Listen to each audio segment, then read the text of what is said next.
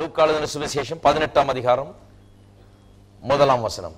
சோர்ந்து போகாமல் எப்பொழுதும் ஜெபம் பண்ண வேண்டும் என்பதை குறித்து அவர்களுக்கு அவர் ஒரு ஓமையை சொன்னார்.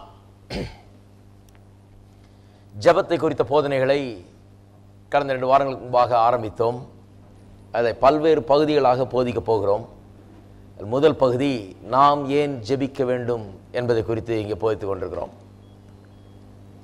இயேசு சோர்ந்து போகாமல் எப்பொழுதும் ஜெபம் பண்ண வேண்டும் என்பதை குறித்து அவர்களுக்கு போதித்தாராம். ஆங்கிலத்தில் அருமையாக வருகிறது, men ought to pray always என்று வருகிறது. அதாவது மனிதர்கள் எப்பொழுதும் ஜெபிக்க வேண்டும் என்பதை வலியுறுத்தி அங்கே போதித்தார். அதற்கு ஊமைகள்லாம் சொல்லி போதித்தார். மனிதர்கள் ஜெபிப்பது எவ்வளவு முக்கியம் என்பதை இயேசுவே போதித்திருக்கிறார். இன்றைக்கு அநேகருடைய உள்ளங்களிலே ஒரு கேள்வி, நாம் ஏன் ஜெபிக்க வேண்டும்? ஏன் இதை கேட்கிறார்கள் என்று சொன்னால், கடவுள் எல்லாவற்றையும் அறிந்து வைத்திருக்கிறார். அவருக்கு தெரியாத ஒன்றும் இல்லை. நான் என்ன சொல்ல போகிறேன், அவர்கிட்ட ஜெபிச்சு என்ன தேவையை நான் சொல்ல போகிறேன், எனக்கு சொல்கிறதுக்கு முன்னாடியே அவருக்கு தெரியும். அப்புறம் நான் ஏன் ஜெபிக்கணும்? ரெண்டாவது, அவர் சர்வ வல்லவர், அவர் எல்லாம் செய்ய முடியும். ஆகவே அவர் செய்யட்டுமே, நான் ஜெபிக்கிற வரைக்கும் ஏன் காத்துட்டு இருக்கணும்? அவருக்கு தான் எல்லாம் தெரியும், அவரால் எல்லாம் செய்ய முடியும், செய்யட்டுமே. மூன்றாவது என்ன சொல்லுகிறார்கள், அவர் எல்லாத்தையும் தன்னுடைய கட்டுப்பாடுக்குள் வைத்திருக்கிறார். He controls everything. எல்லாம் அவர் கையில் இருக்குது. அப்போ நான் ஜெபிச்ச என்ன பிரயோஜனம்? அவர் என்ன செய்ய போகிறாரோ அதான் செய்ய போகிறாரு. நான்காவது என்ன சொல்லுகிறார்கள், அவர் எல்லாவற்றையும் ஏற்கனவே தீர்மானித்து வைத்திருக்கிறார். அவர் முன் குறித்தபடி தான் எல்லாம் நடக்க போகிறது. நான் ஜெபிக்கிறபடி ஒன்றும் நடக்க போகிறது இல்லை, அவர் முன் குறித்தபடி தான் நடக்க போகிறது. அப்புறம் நான் ஜெபிச்ச என்ன பிரயோஜனம்? மறுபடியும் சொல்லுகிறேன், அவருக்கு எல்லாம் தெரியும், அவருக்கு எல்லாம் முடியும். அவர் எல்லாத்தையும் தன்னுடைய கட்டுப்பாடுக்குள்ளே வைத்திருக்கிறார். அவர் முன் குறித்தபடி தான் எல்லாம் நடக்க போகிறது. அப்புறம் நான் ஜெபிக்கிறதுல என்ன அர்த்தம் இருக்குது? நான் ஏன் ஜெபிக்க வேண்டும் என்கிற கேள்வி அநேகருடைய உள்ளங்களில் இருக்கிறது. அதுக்கு முதல் 2 காரணங்களை நான் சொல்லி கடந்த 2 வாரங்களாக போதித்து வருகிறேன். முதல் காரணம், மனிதர் ஜெபிக்காவிட்டால் இந்த பூமியிலே தேவன் ஒன்றையும் செய்வதில்லை. மனிதர் வேண்டிக் கொள்ளாமல் பூமியிலே தேவன் ஒன்றும் செய்வதில்லை என்று ஜான் வெஸ்லி பல ஆண்டுகளுக்கு முன்பாக சொல்லியிருக்கிறார். அதன் பின்னாலே ஒரு பெரிய கிறிஸ்தவ போதனையே அடங்கி இருக்கிறதா சாராம்சத்தை ஒரே சென்டென்ஸில் சொல்லிட்டார் அவர். மனிதர் வேண்டிக் கொள்ளாமல் கடவுள் ஒன்றும் செய்கிறதில்லை பூமியில என்று சொல்லி. ஏன் அப்படி? பூமியை உண்டாக்கின போது, மனிதனை அதில் வைத்த போது, பூமிக்கு ஒரு ராஜாவை போல மனுஷன் தேவன் வைத்தார். பூமியை மனிதனுடைய கையில் ஒப்பு கொடுத்தாராம். அவர்கள் ஆண்டு கொள்ள கடவர்கள் என்று சொல்லி மனுவர்க்கத்தை குறித்து அன்றைக்கே சொல்லிவிட்டார். வார்த்தை மாறாத தேவன், வாக்கு மாறாத தேவன். அவர் சொல்லிட்டு அப்புறம் திரும்பி எடுத்துக்கிறவர் அல்ல. அவர்கள் ஆளக்கடவர்னு சொன்னவர் அப்படியே மனுஷன் கையில் கொடுத்து விட்டார். அது மனுஷன் கையிலே கொடுக்கப்பட்டது அப்படியே தான். கர்த்தருடைய மனதில் அது மாறவே இல்லை. கொடுத்தது தான். மனுஷன் விழுந்து போனவனாகி பாவம் செய்து பிசாசுடைய கையிலே தனக்கு கொடுக்கப்பட்டது பூமியை அவன் ஒப்படைத்து விட்டாலும் பிசாசு சொல்றான் பிறகு, இதெல்லாம் என்னுடைய கையில் ஒப்படைக்கப்பட்டிருக்கிறது, நீர் என்னை பணிந்து கொண்டால் இதெல்லாம் உமக்கு தருவேன்னு இயேசுவிடத்தில் சொல்லுகிறான். அந்த அளவுக்கு இன்றைக்கு பிசாசனுடைய உலகமாக இது மாறிவிட்டது. என்றால் மனிதன் பிசாசனுடைய கையில் இதை கொடுத்து விட்டான். அப்போ கூட தேவன் மனிதனுடைய கையிலிருந்து திருப்பி அதை எடுத்துடணும்னு பார்க்கல. இயேசு கிறிஸ்துவ மனிதனாக இந்த உலகத்துக்கு அனுப்பி மனிதனுடைய பாவங்களை அவனை கழுவி அவனை சுத்தமாக்கி அவனை பிசாசின் கரத்திலிருந்து விடுதலையாக்கி மறுபடியும் அந்த அதிகாரத்தை பிசாசினிடத்திலிருந்து பிடுங்கி திரும்பவும் மனுஷனிடத்திலேயே கொடுக்கிறார். ஏனென்றால் இது தேவனுடைய அனாதி தீர்மானம். மனுஷன் தான் இதுக்கு ஓனராக இருக்கணுங்கிறது. நீங்களும் நானும் இந்த பூமிக்கு ஓனர்ஸாக இருக்கிறோம், சொந்தக்காரர்களாக இருக்கிறோம். நாம் வேண்டிக் கொள்ளாமல் இந்த பூமியில் ஒன்றும் நடப்பதில்லை. இதுதான் முதல் காரணம். 2வது காரணம், அதையும் போதித்தோம். அது என்னவென்றால், ஜெபம் என்பது நாம் தேவனோடு கூட கைகோர்த்து சேர்ந்து அவரோடு அவருடைய வேலையை நாம் செய்வது, அவருடைய நோக்கங்களை இந்த பூலோகத்தில் நிறைவேற்றும்படியாக நாம் இந்த பூமியில் தேவனோடு கைகோர்த்து வேலை செய்வது. நாம் தேவனிடத்தில் கெஞ்சிட்டு கிடக்கிறது இல்லை ஜெபம். தேவனிடத்தில் மண்டிட்டு மன்றாடிட்டு கிடக்கிறது இல்லை ஜெபம். நல்லா கவனித்துக் கொள்ள, கிறிஸ்தவர்கள் ஜெபம்னா என்னன்னு புரிந்து கொள்ள வேண்டும். இது ஏதோ பூமியில் மண்டிட்டு மன்றாடி கெஞ்சிக்கிட்டு அவர்கிட்ட பிச்சை கேட்டுட்டு இருக்கிறது இல்லை ஜெபம். ஜெபம் என்பது தேவனோடு கூட தேவனுடைய நோக்கங்களை இந்த பூமியில் நிறைவேற்றும்படியாக ஒரு கருவியாக நான் நியமிக்கப்பட்டிருக்கிறேன், இந்த பூமியில் வைக்கப்பட்டிருக்கிறேன். அவரோடு கைகோர்த்து அவரோடு அப்பப்போ மீட் பண்ணி அவரோடு கன்சல்ட் பண்ணி அவரோடு பேசி அவருடைய உதவியை நாடி அவருடைய சித்தத்தை அறிந்து அவருடைய நோக்கத்தை தெரிந்து கொண்டு இந்த பூமியிலே அவருடைய சித்தத்தை அவருடைய நோக்கத்தை நான் நிலைநிறுத்த வேண்டும். அதுதான் ஜெபம். அப்போ ஜெபம் என்கிறது it's a different kind of exercise. இது வித்தியாசமான ஒன்று. இன்றைக்கு முக்கால்வாசி கிறிஸ்தவர்கள் இது ஒரு பெரிய பிச்சை நேரம் நினச்சிட்டு இருக்கிறாங்க. ஆண்டவர்கிட்ட பிச்சை எடுக்கிற நேரம் நினச்சிட்டு இந்த நேரத்தை வீணாக்குகிறார்கள். ஜெபத்தினுடைய மேன்மையை புரியாமல் இருக்கிறார்கள். ஆகவே தான் இதை போதிக்கிறேன். ஜெபம் என்கிறது ஆண்டவர்கிட்ட பிச்சை இட்டுறது இல்லை, மன்றாடி கெஞ்சிக்கிட்டு இருக்கிற நேரம் அல்ல. ஜெபம் என்கிறது தேவனோடு கூட போர்டு ரூம் மீட்டிங்கில் என்டர் பண்ணி அவரோடு உட்கார்ந்து அவருடைய நோக்கங்களை தெரிந்து கொண்டு புரிந்து கொண்டு அவருடைய நோக்கங்களை நிறைவேற்றும்படியாக நம்முடைய மனதில் அவருடைய நோக்கங்களை வைத்து அதை செயலாற்றுவதுதான் ஜெபம். ஜெபத்தில் தான் அதை செய்கிறோம். எவ்வளவு பெரிய ஒரு மேன்மையான ஸ்தானத்தை கர்த்தர் நமக்கு கொடுத்திருக்கிறார் என்று எண்ணி பாருங்கள். ஒவ்வொரு நாளும் ஜெபிக்கிறதுக்கு முன்னால் இந்த எண்ணங்கள் நம்முடைய உள்ளங்களை நிரப்ப வேண்டும். நான் சொல்லுகிறேன், சும்மா போன உடனே முழங்கால் பற்றி உடனே ஜெபம் பண்ண ஆரம்பிச்சிடாதீங்க. அதுதான் பெரிய தவறு. கொஞ்ச நேரம் சிந்திக்கணும், நான் யார், எதுக்கு ஜெபம் பண்ணுறேன், நான் எப்படி இருக்கிற தேவனுடைய பார்வையில் என்னுடைய ஜெபம் எவ்வளவு முக்கியம், எப்பேற்பட்ட காரியம் எனக்கு கொடுக்கப்பட்டிருக்கிறது, எப்பேற்பட்ட அந்தஸ்து எனக்கு கொடுக்கப்பட்டிருக்கிறது என்பதை எண்ணி பார்த்து அதை உள்ளத்தில் பாராட்டி அதை குறித்து ஒரு வியப்பு உள்ளத்தை ஆட்கொண்டு அதன் பிறகு ஜெபித்து பாருங்க. அதுதான் கரெக்டான ஜெபமா இருக்கும். இருக்கீங்களா? இன்றைக்கு மூன்றாவது காரியத்தை குறித்து பேசுவோம். ஏன் நாம் ஜெபிக்க வேண்டும் என்பதற்கு மூன்றாவது காரணம் அது என்னவென்றால், நாம் ஜெபித்தால்தான் இந்த பூமியிலே தேவன் நமக்கென்று தீர்மானித்தது போல ஆளுகையும் அதிகாரத்தையும் இந்த பூமியிலே நாம் செலுத்தி இந்த பூமியை ஆண்டு கொள்ள முடியும். ஜெபத்தின் மூலமாக இந்த பூமியின் மீது நாம் அதிகாரத்தையும் ஆளுகையும் செலுத்தி அதை ஆண்டு கொள்ள முடியும். ஜெபம் இந்த பூமியை ஆண்டு கொள்ளுகிறதற்கு ஒரு கருவியாக இருக்கிறது. 1:26 திருப்போம். ஆதியாகமம் 1:26 தானே ஆரம்பித்தோம், அங்கேயே திருப்போம், அங்கிருந்து ஆரம்பிப்போம். இன்றைக்கும் ஆதியாகமம் 1:26 பின்பு தேவன் நமது சாயலாகவும் நமது ரூபத்தின்படியையும் மனுஷனை உண்டாக்குவோமாக, அவர்கள் சமுத்திரத்தின் மச்சங்களையும் ஆகாயத்து பறவைகளையும் மிருக ஜீவன்களையும் பூமி அனைத்தையும் பூமியின் மேல் ஊறும் சகல பிராணிகளையும் ஆளக்கடவர்கள். எல்லாரும் சொல்லுவோம், அவர்கள் ஆளக்கடவர்கள். இந்த வார்த்தை மாறாத வார்த்தை. அவர்கள் ஆளக்கடவர்னு சொன்னதுதான். அதனாலதான் இவ்வளவு பேசிட்டு இருக்கோம் இன்றைக்கு. அவர்கள் ஆளக்கடவர்கள். நாம சொல்லக்கூடாது, என்னங்க தேவனுக்கு அவர் நினைச்சதை செய்வாருங்க, அதெல்லாம் பயப்படாதீங்க, அது தானா நடக்கும், அதாவது நடக்க வேணுங்கிறதெல்லாம் அப்படி தானா நடக்குமாக்கும். அப்படி நடந்தால் இன்றைக்கி பூமி எவ்வளோ ஜோராக இருக்குமே. தேவன் நடக்க வேணும்னு நினைக்கிறதெல்லாம் இன்றைக்கி நடந்துட்டு இருந்தால் பூமி எவ்வளோ ஜோராக இருக்குன்னா அட்லீஸ்ட் விசுவாசிகளாவது ரொம்ப பிரமாதமாக இருப்பாங்க. இன்றைக்கு ஏன் தேவன் நினைச்சதெல்லாம் நம்முடைய வாழ்க்கையிலும் பூமியிலும் நடக்கவில்லை என்று சொன்னால், தேவன் நம்ம எதிர்பார்க்கிறார். அவர் சொல்கிறார், நீ வேண்டிக்கொள், நீ என்ன கேட்குறியோ அதான் நடக்க போகிறது, நீ தான் ராஜா, உன்னைத்தான் இங்கே இன்சார்ஜாக வைத்திருக்கிற, நீ கேட்கலாம் நடக்கவே நடக்காது. உன்னுடைய அதிகாரத்தை நீ செலுத்து, நீ ஆண்டுகொள், நீ அதிகாரம் எடுத்து. ஜெபம் என்கிறது நீ ஆண்டு கொண்டு அதிகாரம் செலுத்துகிற ஒரு கருவியாக இருக்கிறது, ஒரு இன்ஸ்ட்ருமெண்ட்டாக இருக்கிறது. ஜெபத்தினாலே இந்த பூமியில் ஆளுகையும் அதிகாரத்தையும் நீ செலுத்து. இப்படியே வேடிக்கை பார்த்துட்டு இருக்காது, நடக்கிறதெல்லாம் நடக்கட்டும்னு ஆண்டவர் நினைச்சதெல்லாம் தான் நடந்துகிட்டு இருக்குன்னு நினைச்சிட்டு இருக்காதீங்க. ஆண்டவர் நினைச்சதெல்லாம் இந்த பூமியில் நடக்கல. மெட்ராஸில் ஆண்டவர் நினைச்சதான் நடந்துட்டு இருக்குது, தமிழ்நாட்டில் அல்லது இந்தியாவில் ஆண்டவர் நினைச்சது நடந்துட்டு இருக்கா, அல்லது இந்த உலகத்தில் ஆண்டவர் நினைச்சது நடந்துட்டு இருக்கா? கிடையாது. ஆண்டவர் நினைச்சது நடந்துட்டு இருந்தால் அந்த பூலோகம் எப்படி இருக்கும் தெரியுமா, நம்முடைய வாழ்க்கை எப்படி இருக்கும் தெரியுமா? அருமையானவர்களே, நான் சேலஞ்ச் பண்ணி சொல்கிறேன், ஆண்டவர் நினைச்சது நடக்கணும்னா ஆண்டவர் என்ன நினைக்கிறாருன்னு முதல்ல நாம புரிந்து கொண்டு நோக்கங்களை புரிந்து கொண்டு ஆண்டு கொள்ள கடவர்கள் என்று சொல்லி ஆளக்கடவர்கள் என்று சொல்லி இருக்கிற அந்த வார்த்தைக்கு மரியாதை கொடுத்து நாம் ஆள வேண்டும். ஜெபத்தின் மூலமாய் ஆளுகையை செலுத்த வேண்டும், அதிகாரத்தை நாம் செலுத்த வேண்டும். ஆளக்கடவுள்னு சொன்னது மட்டும் இல்லாமல் ஆளும்படியாக ஆசீர்வதித்தும் இருக்கிறார். அன்னைக்கே நம்மளை ஆசீர்வதிச்சிட்டார் ஆண்டு கொள்ளும்படியாக. இப்போ ஒரு புது பிளஸிங் ஒன்றும் தேவையில்லை. அன்னைக்கே நாம் ஆசீர்வதிக்கப்பட்டிருக்கிறோம். எத்தனை பேர் விசுவாசிக்கிறீங்க? ஆண்டு கொள்ளும்படியாக நான் ஆசீர்வதிக்கப்பட்டிருக்கிறேன், அதுதான் என்னுடைய ஆசீர்வாதம். ஆளணும் நான். இதை பல்வேறு விதத்தில் உங்களுக்கு சொல்ல விரும்புகிறேன். வரிசையாக சில காரியங்களை சொல்லி கொண்டு வருகிறேன். முதலாவது, தேவனுடைய அனாதி தீர்மானம், நோக்கம், அதன் பிறகு அந்த நோக்கம் எப்படி கெடுக்கப்பட்டது பாவத்தின் மூலமாக, மனுஷனுடைய வீழ்ச்சியின் மூலமாக, அதன் மூலமாக அதன் பிறகு எப்படி தேவன் ஒரு மீட்பை உண்டு பண்ணினார், இதெல்லாம் முதல்ல நமக்கு நன்றாய் புரிய வேண்டும். அதனுடைய பின்னணி நமக்கு புரிய வேண்டும். அது ரொம்ப முக்கியம். பாருங்க, மனுஷன் ஆண்டு கொள்ள வேண்டும் என்று தேவன் ஆதியிலே தீர்மானித்து விட்டார். மனுஷனை உண்டாக்குறதுக்கு முன்னாலே ஆளும்படியாகவே அவனை சிருஷ்டிக்க போறேன், அதனால தான் என்ன போல சிருஷ்டிக்க போறேன்னு சொல்லி அப்படி சிருஷ்டித்தார். சிருஷ்டித்து விட்டு அவனோடு கூட ஒரு பெரிய ஆழ்ந்த உறவு, ஐக்கியம் வைத்துக் கொண்டிருக்கிறார். குளிர்ச்சியான பகலின் குளிர்ச்சியான வேளைகளே அந்த தோட்டத்திலே வந்து உலாவுகிற தேவன் என்று சொல்லி இதே வேலையா இருந்தார் அவர். தோட்டத்தில் வந்து இவனோடு ஐக்கியம் கொண்டு இவனோடு பேசி உலாவிக் கொண்டிருக்கிற தேவன் அவர்.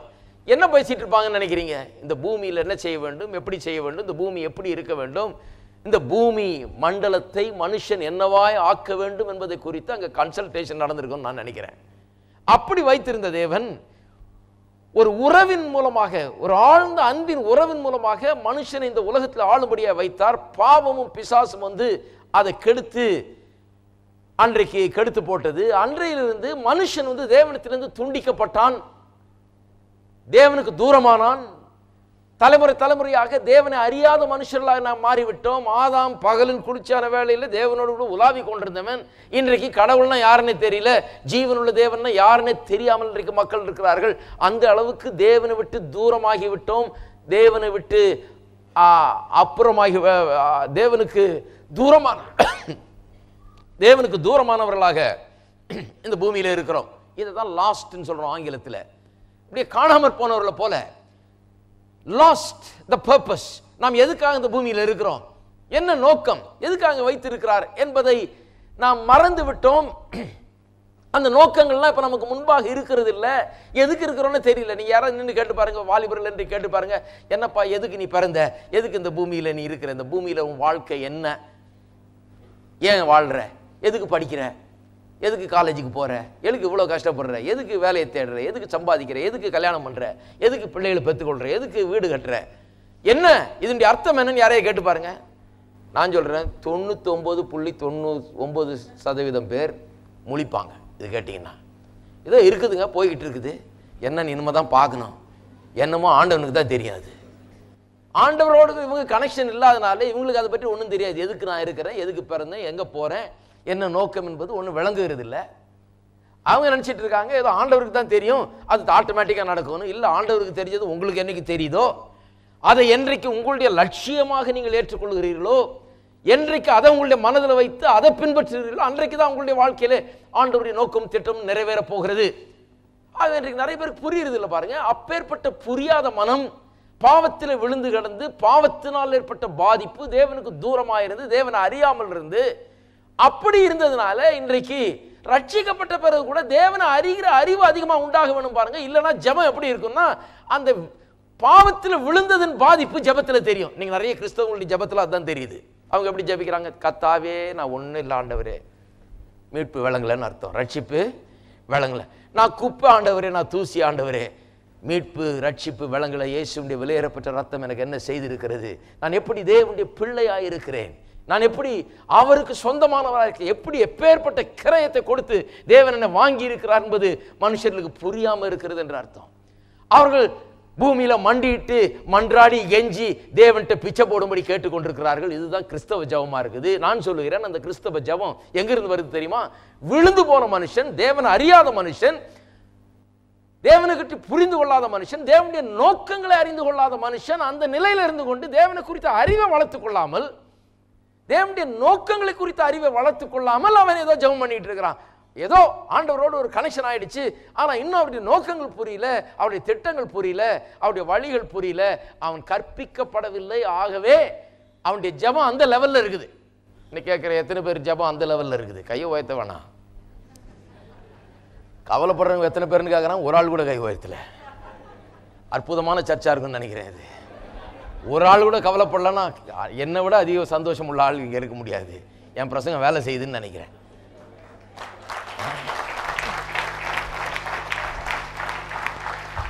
ஆனால் எல்லாரும் கவலைப்படாமல் இருக்கிறீங்களா என்னன்னு தெரியாது. ஆனால் நான் நினைக்கிறேன் நிறைய முக்கால்வாசி பேர் கவலைப்படாமல் தான் இருப்பீங்கன்னு நினைக்கிறேன். ஏனென்றால் இந்த இடத்துல கவலையை நாங்கள் ப்ரமோட் பண்ணுறது இல்லை.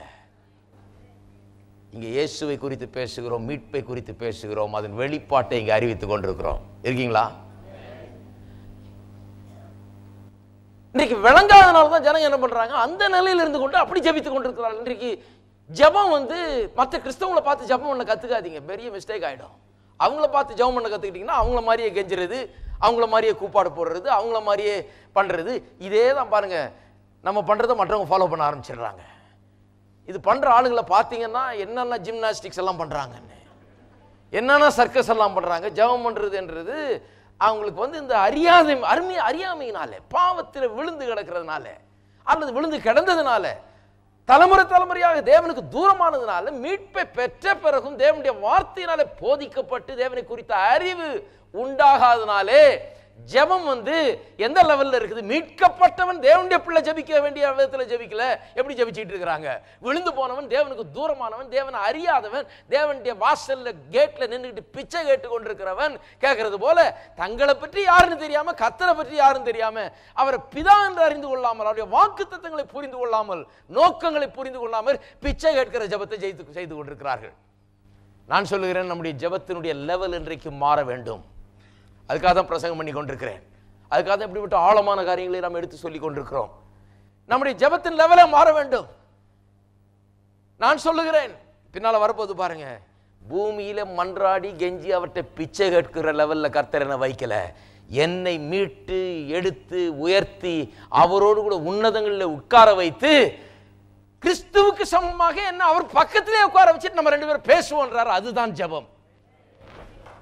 ஹலோ,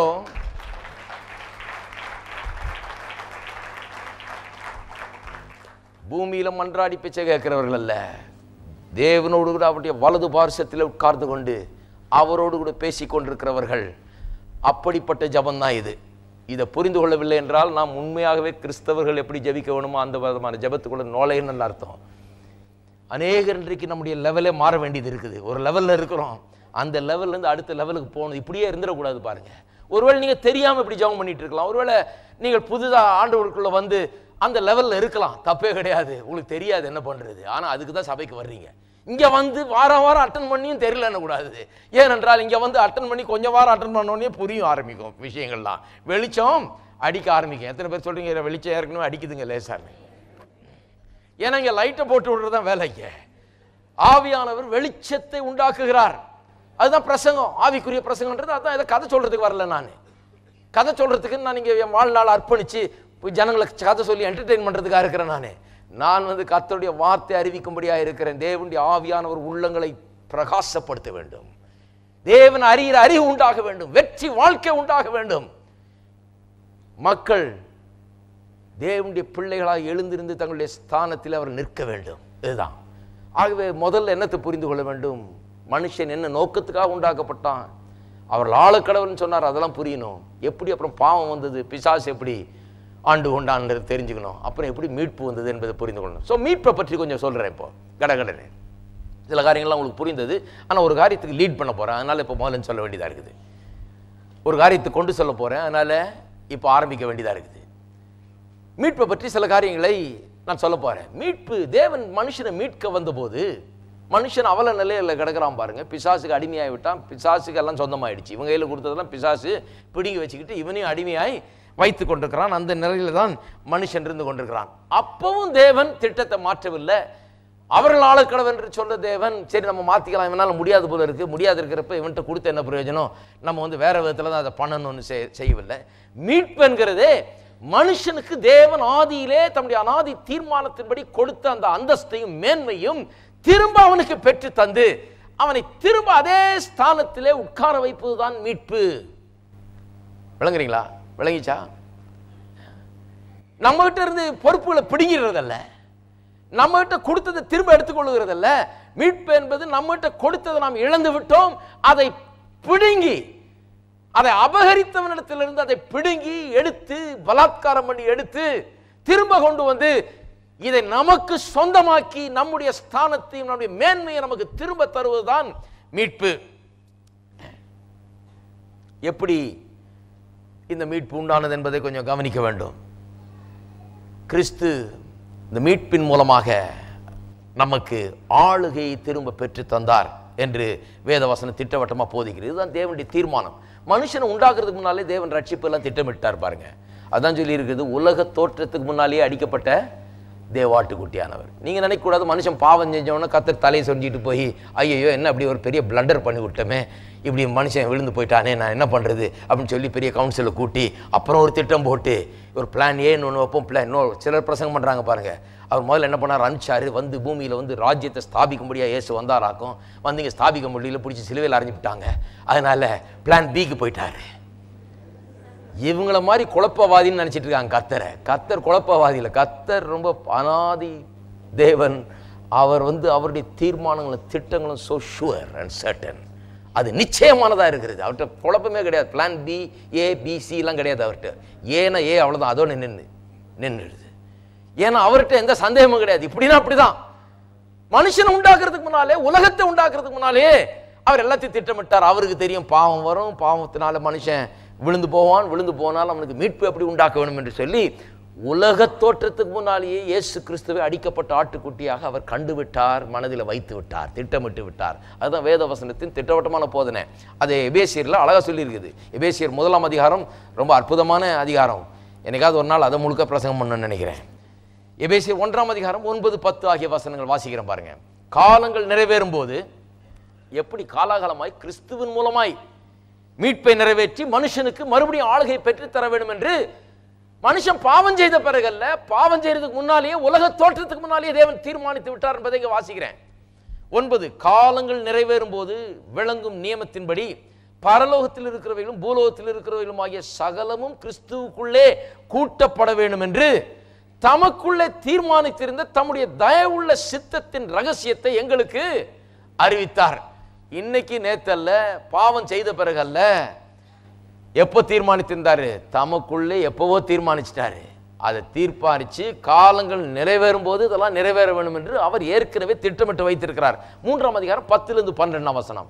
எபேசியர் 3:10-12. உன்னதங்களில் துரைத்தனங்களுக்கும் அதிகாரங்களுக்கும் அவருடைய அனந்த ஞானமானது சபையின் மூலமாய் இப்பொழுது தெரிய வரும் பொருட்டாக. உன்னதங்கள், துரைத்தனங்கள், அதிகாரங்கள் சொல்றது நிறைய இடங்களில் பிசாசின் வல்லமைகளை குறித்து அப்படி சொல்லப்பட்டிருக்கிறது எபேசியர் 6லலாம். ஆனால் இங்கே எபேசியர் 3ல் மெய்யாகவே இது உன்னதங்களில் உள்ள துரைத்தனங்கள், அதிகாரங்கள், அதாவது பரலோகத்தில் உள்ள நல்ல தேவதூதர்களை குறித்து பேசுகிறது. இங்கே பிசாசை பற்றி இல்லை, அப்படி துரைத்தனங்கள் அதிகாரங்கள் இல்லை. இது உன்னதங்களில் உள்ள துரைத்தனங்கள் அதிகாரங்கள் அவர்களுக்கு அவருடைய அனந்த ஞானமானது சபையின் மூலமாக இப்பொழுது தெரிய வரும்படியாக. அந்த சொல்லப்பட்டிருக்கிற விதமே சொல்லுது தேவதூதர்களை பற்றி தான் இந்த ரெஃபரன்ஸ் என்று. ஏன்னா பிசாசுக்கு இப்போ என்ன தெரிய வர வேண்டியது இருக்குது? அவன் ஒன்று தெரிய வரணும்னு அவன் வெளிப்பாட்டுக்காக காத்துக்கிட்டு இல்லை. உன்னதங்களில் இருக்கிற தேவதூதர்கள், தேவனுடைய தூதர்கள், நல்ல தூதர்கள், பரிசுத்த தூதர்கள், தேவனோடு கூட காலாகாலமாக அவர்கள் கிரியை செய்து வந்திருக்கிறார்கள். தேவனுடைய தூதர்களாக இருந்து வந்திருக்கிறார்கள். அநேக நேரத்தில் தேவன் அவர்கள் அனுப்புகிறார், அவர்கள் மூலமாக பேசுகிறார். பல ஏற்பாட்டிலெல்லாம் வாசிக்கிறோம், தேவதூதர்களை அனுப்பி காரியங்களை செயல்படுத்துகிறார், இப்படியெல்லாம் செய்கிறார். தேவதூதர்கள் ஒரு பணிவிடைக்காரர்கள் மாதிரி இருந்து தேவனுக்காக வேலை செய்து கொண்டு வருகிறார்கள். ஆனால் அவர்களுக்கு சில காரியங்கள் புரியல. என்ன புரியல? எப்படி தேவன் மனுஷனை மீட்க போறார்? பாவத்தில் விழுந்து போயிட்டான மனுஷன், அவனை தேவன் இவ்வளவா நேசிச்சாரு, டெய்லி போய் அவன்கிட்ட பேசிட்டு இருந்தார், இப்போ அவன் பிசாசுக்கு அடிமையாயிட்டானே, இவனை எப்படி மீட்க போறாரு? பரிசுத்த தேவன் பாவியாகிய மனுஷனோடு எப்படி ஐக்கியம் கொள்ள போகிறார்? இதெல்லாம் ஒன்றும் புரியாமல் இருந்தது. புரியாமல் இருந்தப்ப 2000 வருஷத்துக்கு முன்பாக தேவன் தம்முடைய குமாரனாகிய இயேசுவை, காலகாலமாக அவரோடு இருந்த நித்திய குமாரனை மனுஷ ரூபம் எடுக்க செய்து ஒரு கருவிலே உருவாகி ஒரு பிள்ளையாக இந்த பூமியில பிறக்க செய்கிறார். தேவதூதர்லாம் வியந்து போகிறார்கள். கர்த்தர் கூப்பிட்டு சொல்றார், போய் நீங்கள்லாம் போய் அறிவிச்சிட்டு வாங்க, அது மெய்ப்பொருள் சொல்லிட்டு வாங்க, அங்கங்கே போய் சொல்லிட்டு வாங்கன்னு சொல்றாரு. என்னன்னே புரியல. ஏன் திருத்துவத்தின் 2வது நபரை ஏன் கர்த்தர் இந்த பூமிக்கு அனுப்புறாரு? எதுக்கு இப்படி மனு அவதாரம் அவர் எடுக்கிறாருன்னு ஒண்ணுமே புரியல. அவர் போய் அறிவிச்சிட்டு வர்றாங்க. அறிவிச்சிட்டு வந்த பிறகு இயேசு வனாந்திரத்தில் சோதிக்கப்பட்டு அங்கே பிசாசை ஜெயித்து வெளியே வரும்போது தேவதூதர்கள் போய் அவர் பணிவிட செய்கிறாங்க. என்ன நடக்குதுன்னே தெரியல. அவருடைய அற்புதங்கள், அடையாளங்கள் எல்லாம் பார்க்கிறார்கள். ஆனால் கடைசியில் ஒன்று நடக்குது. சிலுவையிலே மரிக்கிறார். அவரை பிடித்து கொண்டு போகிறார்கள், கட்டுகிறார்கள், அடிக்கிறார்கள், வஸ்திரங்களை உரிந்து கொள்கிறார்கள், துப்புகிறார்கள், நிந்திக்கிறார்கள். தேவதூதர்கள்லாம் நான் நினைக்கிறேன் உறிஞ்ச வாழோடு ரெடியாக நிற்கிறாங்க. என்னைக்கு கர்த்தர்கிட்ட ஆர்டர் வந்தால் உடனே தீர்த்து கட்டிடுறதுன்னு. ஆனால் ஆர்டரே வரமாட்டேங்குது. பார்க்குறாங்க, பிதாவே என்ன பிதாவே, குமாரனை போட்டு அடியடின்னு அடிக்கிறாங்க, துப்புறாங்க. ஆனால் நீர் ஒன்று செய்ய மாட்டேங்கிறேன். அவர்களுக்கு ஒன்றும் புரியல. ஏன் முதலாவது அனுப்பிச்சாருன்னு புரியல. இதை போய் நம்ம அறிவிச்சிட்டு இருக்கிறோம், புரியாத அறிவிச்சிட்டு இருக்கோம். சொன்னார், சொல்லியாச்சு, ஆனால் என்னன்னு புரியல அவங்களுக்கு. ஏன் இப்போ நிந்திக்கிறார்கள், ஏன் படிக்கிறாங்க, ஒன்றுமே புரியல. அடித்து கொன்று அவரை சிலுவையில் கொன்று அவரை புதைக்கிறார்கள். தேவதூதர்கள் பார்த்து கொண்டிருக்கிறார்கள், ஒன்றும் புரியல. ஆனால் 3வது நாள் கல்லை புரட்ட சொல்லுகிறார் கர்த்தர். கல்லை புரட்டுகிறார்கள். அவர் வெளியே வருகிறார். அவர் உயிர்த்தெழுந்த கிறிஸ்துவாய் காணப்படுகிறார். கர்த்தர் தேவன் சொல்றார், அங்கே உட்காந்துருங்க, யாராவது வந்தால் கேட்டால் சொல்லுங்கன்றாரு. இங்கே இல்லை, அவர் போயிட்டாரு அப்படின்னு. என்னென்ன வேளங்கள, என்னடா அது? அனுப்பிச்சாரு குமாரனை, கருவில் உருவாகி பிள்ளையா பிறந்தாரு, நல்ல அற்புதங்கள்லாம் செஞ்சாரு, சிலுவையில் அடிக்கும்போது கர்த்தர் வேடிக்கை பார்த்துட்டு இருந்தார், ஒன்றுமே பண்ணலை. ஆனால் 3ஆவது நாள் விந்தையாக இருக்குது, திரும்ப உயிரோடு எழும்புகிறாரு. இதை அறிவிக்கிறதுக்கு நம்மள இங்கே உட்கார வச்சுட்டு இருக்கிறாரு. அப்புறம் 50 நாள் பொறுத்து அவர் பரமேறின போது அங்கேயும் தேவதூதர்கள் அவர்கள் சீஷரை பார்த்து சொல்லுறாங்க, ஏன் வானத்தை பார்த்துட்டு இருக்காதீங்க, எப்படி போனாரோ அதே மாதிரி திரும்பி வருவார், போங்க வேலையை பாருங்கிறாங்க. இவ்வளவும் பண்ணியும் தேவதூதர்களுக்கு விளங்கல. பாருங்க என்னென்ன விளங்கல, இது என்ன நடக்குது, வாட் இஸ் ஹேப்பனிங் ஹியர், என்ன நடந்து கொண்டிருக்கிறது என்பது விளங்கவே இல்லை. எப்போ விளங்குது தெரியுமா? நான் சொல்லுகிறேன், இன்னைக்கு பிரசங்கத்தை தேவதூதர்கள் கேட்டுக்கொண்டிருக்கிறார்கள், ஒவ்வொரு சண்டையும் கேட்கறாங்க, அதுதான் விளங்குது. அப்பதான் விளங்குது கர்த்தர் அப்படி பண்ணிட்டார். தேவதூதர்கள் வந்தாங்க, அனௌன்ஸ் பண்ணாங்க, செஞ்சாங்க, போனாங்க, கல்லறையில் நின்னாங்க, எல்லாம் பண்ணாங்க. ஆனா அதனுடைய அர்த்தம் எனக்கு தான் தெரியும், அதனுடைய அர்த்தம் உங்களுக்கு தான் தெரியும். அதை பிரசங்கம் பண்ணும்போது தேவதூதர்கள் ஏராளமாய் கூடி வானத்திலிருந்து வேடிக்கை பார்த்து கொண்டிருக்கிறார்கள். நான் சொல்றேன், நான் 10 பேர் இருந்த நாள்ல இருந்து பிரசங்கம் பண்ணிட்டு இருக்கிறேன். ஆனா 10 பேரை பார்த்து பிரசங்கம் பண்ணல. நான் பால்கனி கிரவுட் ஒன்று இருக்குது, பெரிய பால்கனி. அந்த பால்கனி கிரவுட் என்னன்னு எனக்கு தான் தெரியும். இங்கே நீங்க பார்க்க கூடாத ஒரு பால்கனி இருக்குது. இங்கே நிறைஞ்சு வெளியே உட்கார்ந்து இருக்கிறீங்க, வெளியே நிறைஞ்சு அங்க பால்கனியில ஏராளமா 1000 தேவதூதர்கள் இன்றைக்கு காலையில் உட்கார்ந்து கொண்டு இன்றைக்கு அப்போஸ்தலர் ஐக்கிய சபையில் நடக்கிற பிரசங்கத்தை கேட்டுக் கொண்டிருக்கிறார்கள். ஏனென்றால் இந்த விந்தையை தான் அவர் விளங்கிக் கொள்ளவில்லை. அதைத்தான் சொல்லி இருக்கிறது. உன்னதங்களுள்ள துரைத்தனங்களும் அதிகாரங்களும் அவருடைய அனந்த ஞானமானது, அவர்களுக்கு அனந்த ஞானமானது சபையின் மூலமாய், சபையின் மூலமான சபையின் பிரசங்கத்தின் மூலமாய். இதுதான் கிறிஸ்தவ பிரசங்கம். சபைக்கு போயிட்டு ஏதோ 2 மாரல் ஸ்டோரி சொல்லி ஒரு சிரிப்பு காட்டி வீட்டுக்கு அனுப்பிச்சா அது சபையே கிடையாது, போகக்கூடாதுங்க. சபை என்ன? வியப்பில் ஆழ்த்த வேண்டும், ஆச்சரியத்தில் ஆழ்த்த வேண்டும். நம்ம சபைக்கு பிரசங்கத்தை கேட்டு வந்தா எப்பா என்ன இது இப்படி சொல்லிட்டாரு அப்படின்னு ஒரு பெரிய ஆச்சரியத்தோடு வர வேண்டும். ஆச்சரியப்படவில்லை என்றால் உங்களை ஆச்சரியப்பட வைக்காத சபை சபையே கிடையாது. கிறிஸ்தவ பிரசங்கம் மனுஷனை ஆச்சரியத்தில் மூழ்த்துகிறது. மனுஷ பாரம்பரியங்கள் அல்ல கிறிஸ்தவ பிரசங்கம். கிறிஸ்தவ பிரசங்கம் தேவனுடைய அனந்த ஞானத்தை தேவ தூதர்களுக்கு காலாகாலமாக மனுஷனுக்கு முன்பாகவே தேவனோடு கூட இருந்து எல்லாவற்றையும் நடப்பித்த தேவ தூதர்களுக்கே விளங்காத காரியங்களை இப்பொழுது மனுஷர்களை கொண்டு சபையில் அறிவித்துக் கொண்டிருக்கிறது தான் கிறிஸ்தவ பிரசங்கம். நான் பல வருஷங்களுக்கு முன்பாக தீர்மானித்தேன், பிரசங்கம் பண்ணா இப்படி பண்றது இல்லைன்னா பண்ணக்கூடாது, வேற வேலையை பார்க்கணும், பொட்டி கடை வச்சுக்கலாம் பிரசங்கம். ஆமா, தேவையே இல்லை. ஒவ்வொரு பிரசங்கியாளர்களுக்கும் அந்த ரோஷம் வரணும். பிரசங்கம் பண்ணா இப்படி பிரசங்கம் பண்ணணும். தேவனுடைய அனந்த ஞானத்தை தேவதூதர்களுக்கே விளங்காததை, காலாகாலமா எனக்கு முன்னால் இருந்தவங்களுக்கு விளங்காததை இப்பொழுது தேவ ஆவியானவரின் வெளிப்பாட்டை கொண்டு அறிவித்து அவள் ஆச்சரியத்தில் மூழ்கி வியக்க செய்து தேவனை தொழுது கொள்ளும்படியாய் செய்வதுதான் கிறிஸ்தவ பிரசங்கம். இல்ல சந்தேகமே வேண்டாம். நான் சொல்றேன், விளையாட்டு இல்லை இதெல்லாம். சில நினைக்கிறாங்க ஏதோ கோயிலுக்கு போயிட்டு வருவாங்க, தலையை காட்டு வருவாங்க, அந்த தலை என்ன ஆக போதோ தெரியல. தலை எல்லா இடத்துலையும் காட்டு வராதிங்க, அப்புறம் மூளை குழம்பிடும். தலையை காட்டுறது இல்லைங்க, தலைக்குள்ள ஒன்று இறங்கணும், தலைக்குள்ள ஒன்று இறங்கணும், இந்த மூளைக்குள்ள ஒன்று இறங்கணும், நம்முடைய மனதுக்குள்ள ஒன்று இறங்க வேண்டும். இறங்காவிட்டால் ஒரு வித்தியாசம் வர்றதில்லை. போய் தலையை காட்டுறது என்ன பிரயோஜனம்? தான் உலகம் அப்படி இருக்கு, கிறிஸ்தவ உலகம் அப்படி இருக்கு. தலையை காட்டு வரேன், தலையை காட்டு வரேன், அது மாதிரி கிறிஸ்தவங்க தான் அந்த உலகத்தில் இருக்கிறாங்க. பிரசங்கியாரும் தலையை காட்டுறவங்களுக்கு ஒரு ஆசீர்வாதத்தை போட்டு பிதா குமாரன் பரிசுத்த நாமத்தில் போ அப்படின்னு அனுப்பிச்சு விட்டுறது, இவங்க வாங்கிட்டு வந்துட வேண்டியது.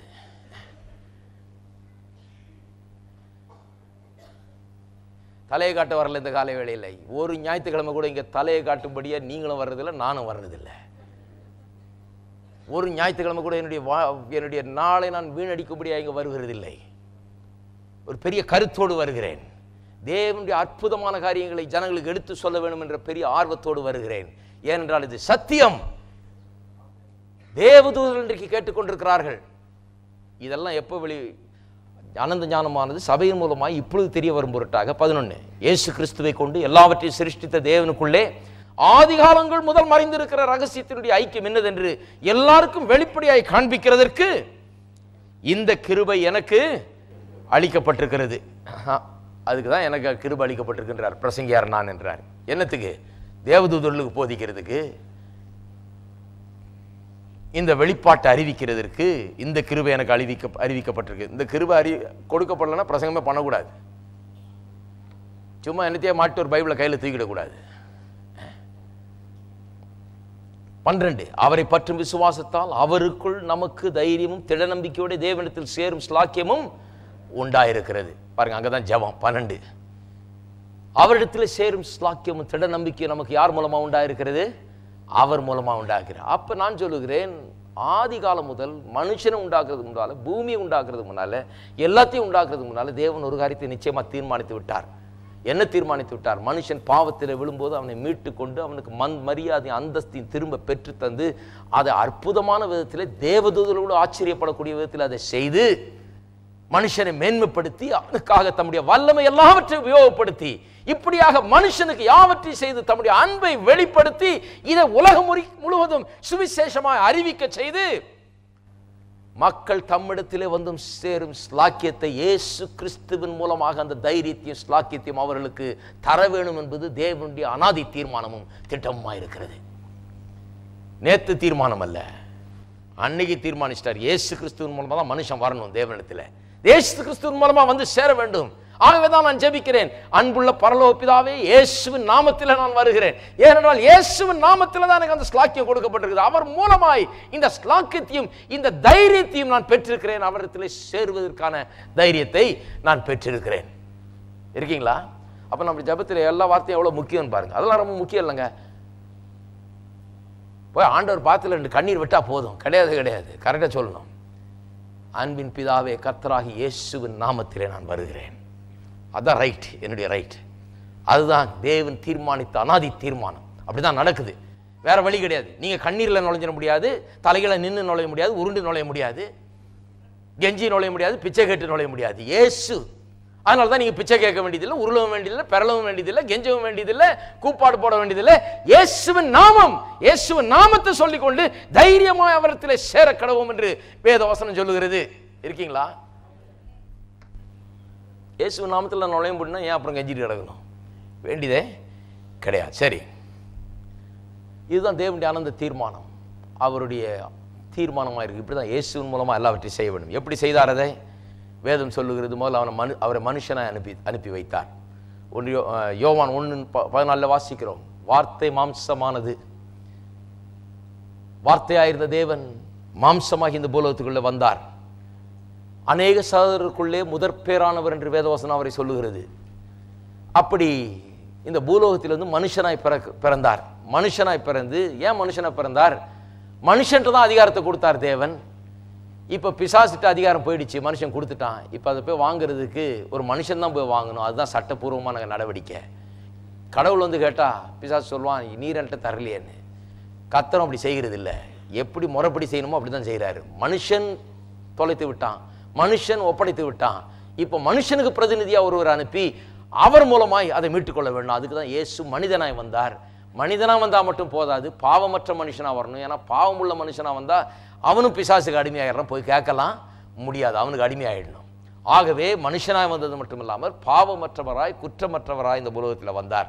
ரெண்டாவது, குற்றமற்றவராய் பூலோகத்தில் வந்தது மட்டும் இல்லாமல் அவர் தேவனுடைய தற்சரூபமாய் இருந்தார். பல வசனங்களை நான் இன்றைக்கு உங்களுக்கு சொல்லலாம். ஆதாம் எப்படி தேவனுடைய சாயல் ரூபத்தில் உருவாக்கப்பட்ட மனுஷனாய் தேவனுடைய சாயலை வெளிப்படுத்தினானோ, தேவனுடைய மகிமையை வெளிப்படுத்தினானோ ஆதியிலே, அதுபோல இயேசு இந்த பூலோகத்துக்கு வந்து தேவனுடைய சாயல்ல இருந்தார். தேவனுடைய ரூபத்தை சாயலையும் வெளிப்படுத்தினார். கொலோசியர்ல பல வசனங்கள் அதை சொல்லுகிறது அருமையாக எடுத்து. 1:19 கொலோசியர் 1:19 சகல பரிபூர்ணமும் அவருக்குள்ளே வாசமாயிருக்க தேவனுடைய சித்தமாயிருந்தது என்று வாசிக்கிறோம். 2:9 ஏனென்றால் தேவத்துவத்தின் பரிபூர்ணம் எல்லாம் சரீர பிரகாரமாக அவருக்குள் வாசமாயிருந்தது. அதனால தான் சொல்றாரு, என்னை காண்கிறவன் பிதாவை காண்கிறான். தேவன் என்னவோ அதெல்லாம் சரீர பிரகாரமாக இவருக்குள்ள வாசமாய் இருந்தது என்று சொல்லப்பட்டிருக்கிறது. கொலோசியர் 1:15 வாசித்து பாருங்கள். அங்கே சொல்லப்பட்டிருக்கிறது, ஏனென்றால் அவருக்குள் சகலமும் சிருஷ்டிக்கப்பட்டது, பரலோகத்தில் உள்ளவைகளும் பூலோகத்தில் உள்ளவைகளும் ஆகிய காணப்படுகிறவைகளும் காணப்படாதவைகளும் ஆகிய சகல வஸ்துக்களும், சிங்காசனங்களானாலும் கர்த்தத்துவங்களானாலும் துரைத்தனங்களானாலும் அதிகாரங்களானாலும் சகலமும் அவரை கொண்டும் அவருக்கென்றும் சிருஷ்டிக்கப்பட்டிருக்கிறது. எல்லாம் 15 அவர் அதரிசனமான தேவனுடைய தற்சரூபமும் சர்வ சிருஷ்டிக்கும் முந்தின பேருமானவர். அவர் அதரிசனமான தேவனுடைய தற்சரூபம். ஒரு சில வசனங்கள் தான் வாசித்து காண்பித்திருக்கிறேன், இருந்தாலும் அது போதும். ஆக அவர் மனுஷனா வந்தார், பாவமற்ற மனுஷனா வர வேண்டியதா இருந்தது, அதற்காக வந்தார். வந்தது மட்டுமல்லாமல் தேவனுடைய தற்சுரூபமா இருந்தார். தேவன் என்னவோ அப்படி இருந்தார். அப்படிதான் மனுஷனை தேவன் முதல்ல உண்டாக்குனார். ஆனா மனுஷன் இப்ப பாவம் செய்து அவன் கெட்டு போனான். இப்ப தேவனுடைய சாயல் அவன் மூலமா வெளிப்படுகிறது இல்லை. தோல்வியுள்ள மனுஷனாக, பாவம் நிறைந்த மனுஷனாக, அடிமைத்தனத்தில் வாழ்கிற மனுஷனா இருக்கிறான். அது தேவனுடைய சாயல் அல்ல. அப்படி இல்லாத ஒரு மனுஷன், அடிமைத்தனத்தில் இல்லாத மனுஷன், பாவத்தில் இல்லாத மனுஷன், தேவ சாயலை சுமந்து திரிகிற ஒரு மனுஷன் தேவைப்பட்டது. அப்படிப்பட்ட ஒரு மனுஷன் இந்த பூலோகத்துக்கு அனுப்பினார். அதுதான் மனு அவதாரம். அதுதான் கிறிஸ்துவனுடைய பாவமற்ற தன்மை. அதுதான் அவருடைய தேவனுடைய சாயல் என்று நாம் சொல்லுகிறோம். அது மட்டும் இல்ல, அவர் தேவனோடு கூட ஆழ்ந்த ஒரு உறவை, ஐக்கியத்தை வைத்திருந்தார். அந்த ஐக்கியத்தில் வாழ்ந்தார். எப்படி பிதா குமாரனை நேசித்தார் என்பதை பல இடங்களில் நாம் வாசிக்கிறோம். கடகடன் வாசிக்கிறோம் பாருங்க. யோவான் எழுதின சுவிசேஷத்திலே பல இடங்களில் சொல்லப்பட்டிருக்கிறது.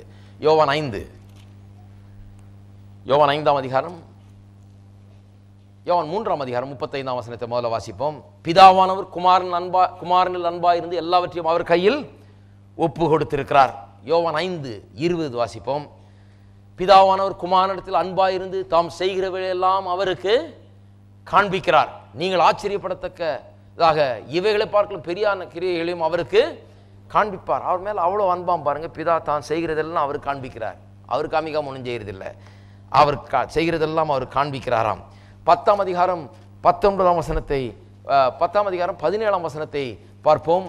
அங்கே சொல்லப்பட்டிருக்கிறது, நான் என் ஜீவனை மறுபடியும் அடைந்து கொள்ளும்படிக்கு அதை கொடுக்கிறபடினால் பிதா என்னில் அன்பாய் இருக்கிறார். 30ஆம் வசனம் சொல்லுகிறது, நானும் பிதாவும் ஒன்றாய் இருக்கிறோம். அப்ப பிதாவோடு கூட இந்த குமாரன், இந்த பூமியில வந்த குமாரன், மனு அவதாரம் எடுத்து வந்த குமாரன், மனுஷனா இந்த பூமியில வாழ்ந்த குமாரன், வித்தியாசமான ஒரு மனுஷன். எல்லா மனுஷரை பார்க்கலும் வித்தியாசமான ஒரு மனுஷன். பிசாசு அவர் மேல் அதிகாரம் கொள்ள முடியவில்லை. எல்லா மனுஷரும் பாவத்தில் அடிமையில் இருக்கிறாங்க, பாவத்துக்கு அடிமைகளா இருக்கிறாங்க, பிசாசுக்கு அடிமைகளா இருக்கிறாங்க. பூமிக்கு சொந்தக்காரரா நடக்கல, அடிமைகளை போல வாழ்ந்து கொண்டிருக்கிறார்கள் பிசாசுக்கு. ஆனா இங்க பூமிக்கு ஓனர் மாதிரி ஒரு மனுஷன் நடந்து போயிட்டு வந்துட்டு இருக்கிறார். ஹலோ, அதுதான் இயேசு கிறிஸ்துவின் மனு அவதாரத்தின் மேன்மை. இந்த ஒரு ஆள் மட்டும் தனியா வேற மாதிரி நடந்துட்டு போயிட்டு இருக்காரு. இவர் நடந்து வரும்போது பிசாசெல்லாம் பயப்படுது. ஐயோ, இந்த ஆள் வந்து ஓனர் ரியலா, இவருக்கு அதிகாரம் இருக்குது, இவர் சொன்னா நடக்குது, இவர் அதிகாரம் பண்றாரு, காத்தும் கடலையும் கூட அதட்டுகிறாரு, அமைதலா இருக்கிறது. அமைதியா அமைதலா இருக்குது. மரத்திட்ட பேசுறாரு, அது கீழ்ப்படியுது. மலைகிட்ட பேசினாலும் கீழ்ப்படின்றாரு. இவர் தான் மனுஷன். ஆதியிலே ஆதாமை எப்படி உண்டாக்கினாலும் அது போல ஒரு மனுஷன் இப்பொழுது பூமியில நடந்து கொண்டிருக்கிறார். மீட்பு புரியுதா உங்களுக்கு? இதெல்லாம் கர்த்தர் நமக்காக செய்தார். அது மட்டும் இல்ல, அவர் பிதாவின் சித்தத்தை செய்கிறவரா இருந்தார். எத்தனை முறை இயேசு சொல்லிட்டார், நான் வாசிக்க நேரம் இல்லை. ஜெபத்திலே சொல்றாரு, உம்முடைய ராஜ்யம் வருவதாக, உம்முடைய சித்தம் பரலோகத்தில் செய்யப்படுவது போல பூமியில செய்யப்படுவதாக. அந்த சித்தத்தை செய்யறது அவருடைய வேலை. பிதாவின் சித்தத்தை செய்வதே என்னுடைய ஆகாரமா இருக்கிறதுன்னு சொல்றாரு. நான் சொந்தமாக ஒன்றுமே செய்வதில்லை, பிதா என்ன சொல்றாரோ அதை செய்கிறேன், பிதா என்ன செய்கிறாரோ அதை செய்கிறேன் அப்படிங்கிறார் அவர்.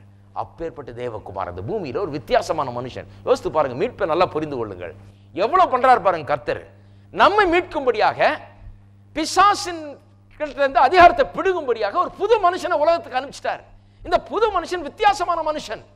பாவத்தின் பிடியிலும் பிசாசின் வல்லமையிலும் சிக்கி இருக்கிற மனுஷன் அல்ல, சுதந்திரமாய் நடந்து திரிகிற மனுஷன், பிசாசின் மீது அதிகாரத்தை செலுத்துகிற மனுஷன், வித்தியாசமான மனுஷன், வெற்றி சிறக்கிற மனுஷன்.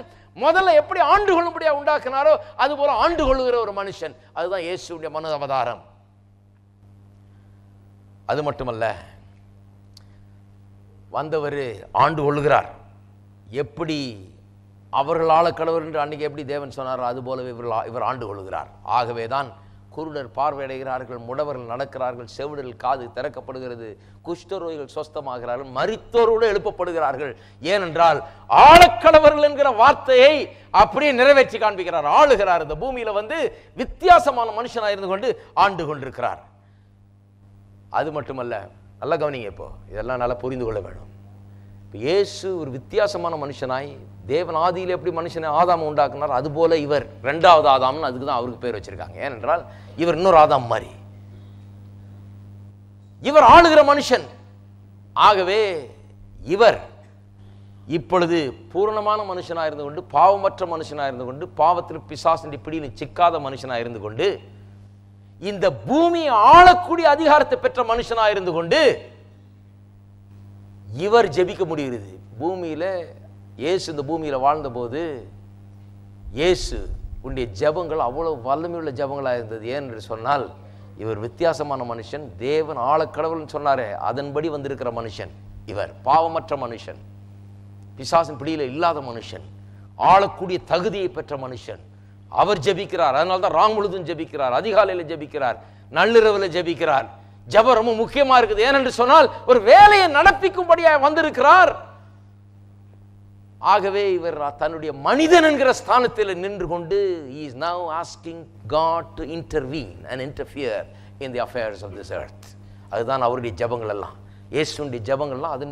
அதுதான் அவர் ஜெபத்தினுடைய மேன்மை. அது மட்டுமல்ல, அவர் இருந்தப்ப அவர் பிசாசு பாவம் அவைகளின் வல்லமையின் கீழே இல்லாமல் அதுக்கு மேலே வாழ்ந்து பூமியை ஆண்டு கொண்டு ஆளுகை செலுத்தி, அது மட்டும் இல்லாமல் அப்பேற்பட்ட ஒரு மனுஷனாக இருந்து கொண்டு தேவன் வந்து இந்த பூமியில தலையிட வேணும் என்று ஜெபித்து அப்படி காரியத்தை நடப்பித்தது மட்டுமல்லாமல் இன்னும் என்ன பண்ணுகிறார்? கல்வாரி சிலுவைக்கு சென்று தன்னுடைய ஜீவனை மனுஷருக்காக ஒப்பு கொடுத்து அவர்களுடைய பாவங்களை சுமந்து தீர்த்து பாதாளம் வரை சென்று பிசாசியும் என்று உயிரோடு எழுந்து வந்து பிசாசு பறித்த அதிகாரத்தை இப்ப என்ன பண்ணுகிறார்? நமக்கு பெற்று தருகிறார். நல்ல கவனிங்க. அவர் அப்படி இருந்தா மட்டும் போதாதான். அவர் பேசாம அவர் பாட்டுக்கு நடந்து அவர் பாட்டுக்கு அதிகாரம் செய்து அவர் பாட்டுக்கு வாழ்ந்து அவர் பாட்டுக்கு இருந்திருக்கலாம். அவர் சொல்றார், இல்ல இல்ல இல்ல, நான் மட்டும் அதிகாரம் செலுத்த வரல, நான் மட்டும் ஆளுகை செய்ய வரல, நான் மட்டும் இப்படி இருக்க வேணும் என்று வரல, நான் வந்து எல்லாருக்கும் இதை பெற்றுத்தர வேண்டும் என்று வந்திருக்கிறேன். தேவனுடைய திட்டம் பாருங்க எப்படி இருக்குன்னு. இயேசு மட்டும் பண்ணிட்டு போனா ஒரு ஆள் போதுமையா? அவர் பண்ணிட்டா போதும்? இல்ல இல்ல இல்ல, ஒரு ஆள் இல்ல, எல்லா மனுஷரும் இந்த இயேசுவை போல இருக்க வேண்டும் என்பதுதான் தேவனுடைய சித்தமா இருக்கிறது. அதனாலதான் சிலுவையில் சென்று ரத்தம் சிந்தி பாடுபட்டு மரித்து ஜீவனை விட்டு பாதாளம் வரை சென்று பேயையும் ஜெயித்து வெளியே வந்து வெற்றி சிறந்தவரா வெளியே வந்து அவன் பிடிங்கின அதிகாரத்தை திரும்ப மனுஷனுக்கு பெற்று தருகிறார். இருக்கீங்களா? reclaimed man's earthly authority back to man. அடுத்தது ரீக்ளைம் பண்ணது மட்டுமல்ல, அவன்கிட்ட பிடுங்கினது மட்டுமல்ல, கொண்டு வந்து இந்த அதிகாரத்தை மறுபிறப்பின் மூலமாக நித்திய ஜீவனை நமக்கு அருளுவதன் மூலமாக தேவனுடைய பிள்ளைகளாய் நம்மை ஆக்குவதன் மூலமாக இந்த அதிகாரத்தை அப்படியே நமக்கு டிரான்ஸ்ஃபர் பண்ணி தருகிறார். ஹலோ, இதெல்லாம் விட்டு போட்டு சபையில் என்ன மனுஷ பாரம்பரியங்களை பிரசங்கம் பண்ணிருக்காங்க. அதுதான் பிரச்சனை இன்னைக்கு. அதனால தான் அவருடைய ஜபங்கள் பிச்சை ஜபம் மாதிரி இருக்குது, மன்றாடி வேண்டி கொண்டிருக்கிறார்கள், அப்படிப்பட்ட ஜபமாக இருக்குது. ஏனென்றால் இதெல்லாம் சொல்லலை பாருங்க, எப்படி அதிகாரம் போச்சு, எப்படி அதிகாரத்தை பிடுங்கினாரு, எப்படி நமக்கு டிரான்ஸ்ஃபர் பண்ணாரு, நித்திய ஜீவன் என்றால் என்ன, ரட்சிப்பு என்றால் என்ன, ரட்சிப்பின் போது என்ன நடக்கிறது. நான் சொல்லுகிறேன் ரட்சிப்பின் போது என்ன நடக்குதுன்னு. ரட்சிப்பின் போது நம்மிடத்திலிருந்து பிசாசு பிடுங்கி கொண்டு அபகரித்து கொண்ட அதிகாரத்தை நாம் திரும்ப பெறுகிறோம், நம்முடைய மரியாதையை திரும்ப பெறுகிறோம், அந்தஸ்தை திரும்ப பெறுகிறோம், தேவனுடைய பிள்ளைகளாக மறுபடியும் நிலைநிறுத்தப்படுகிறோம். இதுதான் மீட்பு. மீட்பின் அதிசயத்தை பிரசங்கிக்க தவறிவிட்டோம் சபையில பாருங்க. அந்த மீட்பு நம்மை குமாரன் குமாரத்திலும் ஆக்குகிறது, நமக்கு உரிமைகளையும் ஸ்லாக்கியங்களையும் அது தருகிறது. இப்போ நாம் என்ன பண்ணுகிறோம்? அதிகாரம்லாம் திருப்பி வந்துருச்சு. இப்போ தேவனுடைய ஒரிஜினல் பர்பஸ் இப்போ நிறைவேறுகிறது. அன்னைக்கு எப்படி ஆதாம சிருஷ்டித்த போது அவர் சொன்னார் ஆண்டு கொள்ள கடவர்னு. இப்போ ஆளக்கூடிய ஒரு நிலையில நாம் வந்து விட்டோம். நம்புறீங்களா? அதுதான் ரட்சிப்பு. நீங்கள் ரட்சிக்கப்பட்டிருக்கீங்கன்னா என்ன? பத்து சொல்கிறா ரட்சிக்கப்பட்டோன்னா பரலவும் போவேன் பிரதர், செத்தா பரலவும் போவேன். அப்போ உடனே போக வேண்டியது தானே என்ன? இப்போ அதுதான் நோக்கம்னா அப்புறம் ஏன் வேஸ்ட் பண்ணிருக்கீங்க டைம்? ரட்சிக்கப்பட்டாச்சு, இப்போ சீக்கிரம் ஆண்டவரே ஏதோ வந்துட்டேன்னு போக வேண்டியது தானே. அப்புறம் எதுக்கு இங்கே இருக்கிறீங்க? நான் சொல்கிறேன் எதுக்கு இங்கே இருக்கிறீங்க? இன்னும் இருக்கணும், நல்லா போயிடாதீங்க. ஹலோ, இருக்க வேண்டும். எத்தனை பேர் சொல்லுங்க இருக்கணும்னு? போகிறதுலையே குறியாக இருக்காதீங்க. ஜனங்க பாருங்க, நான் நீங்கள் சொன்னது போல கழுதையாக தயார், குதிரையாக தயார், தூசியாக தயார், புழுவாக தயார், என்னவெல்லாம் ஆக தயார். ஆனால் கர்த்தர் சொல்கிறத மட்டும் செய்ய தயாராக இல்லை. ஏன்னா அது ரொம்ப கஷ்டம் பாருங்க. அது அவங்க பொறுப்பாக இருக்கணும், அறிஞ்சு கொள்ளணும், ஞானம் வரணும், தெளிவு வரணும், அறிவு வரணும். இதெல்லாம் விட்டு நான் கழுதி ஆயிடுறேன், குதிரை ஆயிடுறேன், தூசி ஆயிடுறேன், குப்பை ஆயிடுறேன், ஒன்றும் இல்லாமல் ஆயிடுறேன், அதுக்கு ரெடி. நான் சொல்லுகிறேன் போக வேணாம், அதுலேயே குறியாக இருக்காது, இருக்கிறதுல குறியாக இருங்க. இருக்கீங்களா? எல்லாம் சொல்லுங்க, கையை வைத்து நான் சாகாமல் பிழைத்திருப்பேன். ஏன்னா நீங்கள் பிழைச்சிருக்கிறது ரொம்ப முக்கியம். நிறைய பேர் நினச்சிட்டு இருக்காங்க சாகிறது தான் ரொம்ப முக்கியம்னு. செத்த ஒன்று மோட்சம் பிரதர், ஆனால் சாகும்போது மோட்சம், இப்போ வேணாம். நீங்க மோட்சத்துக்காக உண்டாக்கப்படவில்லை. மனுஷன் பாவம் செய்து பாவத்தில் விழுந்து போனபடினாலே இந்த பூமிக்குரிய சரீரம் சாவாமை இல்ல, சாவுக்கேதுவான சரீரமாக இருக்கிறது. இதை களைந்து போகும்படியாக தான் மரணம் உண்டாயிருக்கிறது.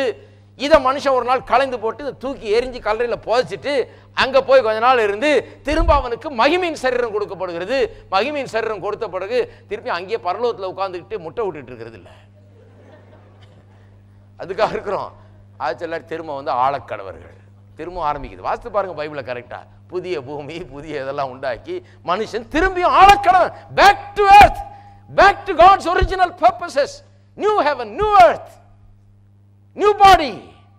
புது மனுஷன், புது பூமி, புது வானம், புது சரீரம் எல்லாம் கொடுக்கப்பட்டு திரும்ப பேக் டு பிசினஸ் திருப்பியும்.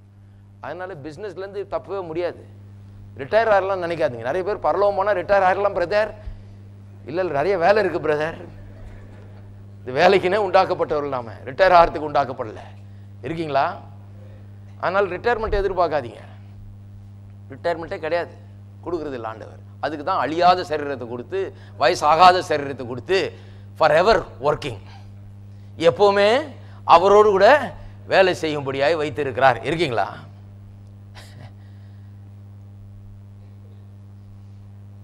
அப்ப மனுஷனை மீட்பு என்ன பண்ணிருக்கிறது? ஆளக்கூடிய ஒரு தகுதி அவனுக்கு கொடுத்து ஆளக்கூடியவனாக மாற்றிக்கிட்டு இருக்குது. ஏன்னா ஆளுகையை திரும்ப பெற்று தந்திருக்கிறது, அதிகாரத்தை திரும்ப பெற்று தந்திருக்கிறது.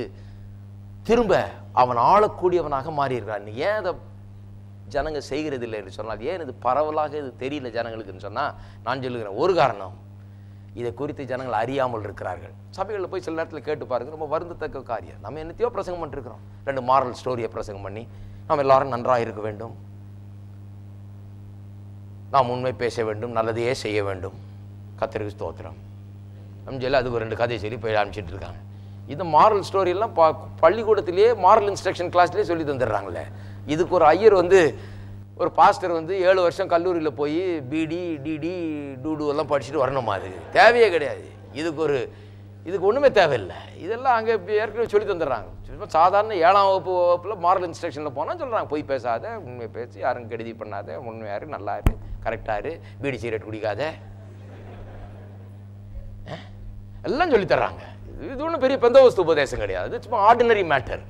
அதனால தான் அதெல்லாம் தொடரதே கிடையாது. நான் அதை சொல்லவே இல்லையா பிரதர்? அந்த அற்ப காரியத்தை நான் சொல்றதா? இந்த அற்ப காரியத்தை பிரசங்கிக்கிறதுக்காக கிறிஸ்தவ மேடை கிடையாது. கிறிஸ்தவம்ங்கிறது மேன்மையான காரியம்.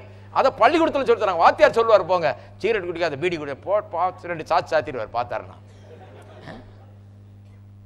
இதுக்கா பாஸ்டர் வந்து அப்படிப்பட்ட அற்ப காரியங்களை பிரசங்கம் பண்றதுக்கு இல்லை, தேவனுடைய மீட்பின் மேன்மையை அறிவிப்பதற்காக நாம் இருக்கிறோம். எப்பேற்பட்ட அதிகாரம் நம்முடையதாக இருக்கிறது, எப்பேற்பட்ட மக்களா இன்றைக்கு நாம் இருக்கிறோம், எப்பேற்பட்டவர்களா இருக்கிறோம், தேவனோடு கூட சேர்ந்து செயலாற்றக்கூடிய ஒரு நிலையில இருக்கிறோம்.